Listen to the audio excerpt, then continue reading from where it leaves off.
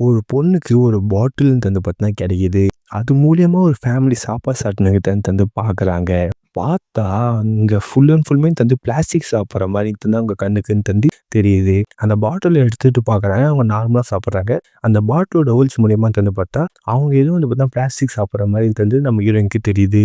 ஒரு பூனை சாப்பிடுறதையும் தந்து பார்க்குறாங்க. அப்பயும் அவங்களுக்கு அந்த பிளாஸ்டிக் சாப்பிடுற மாரி தந்து பார்த்தா அவங்களுக்கு தந்து தெரியுது. உங்களுக்கு என்ன ஆகுதுன்னு சுத்தமா புரியாதம்போது, அவங்க அப்பா கூட பீச்சுக்குன்னு தந்து போறாங்க. பீச்சுக்கு போயிட்டு ஒரு பையன் ஜாலியா மண்ணுல தந்து விளையாடிட்டு இருக்கான். அவங்க அந்த பாட்டில் மூலியமா தந்து அத பார்க்குறாங்க. பார்த்தா ஃபுல் ஃபுல் பிளாஸ்டிக்ன்னு தந்து அவன கவர் பண்ணி அவன சாவடிக்கிற மாரி நம்ம ஹீரோயினுக்கு தெரியுது.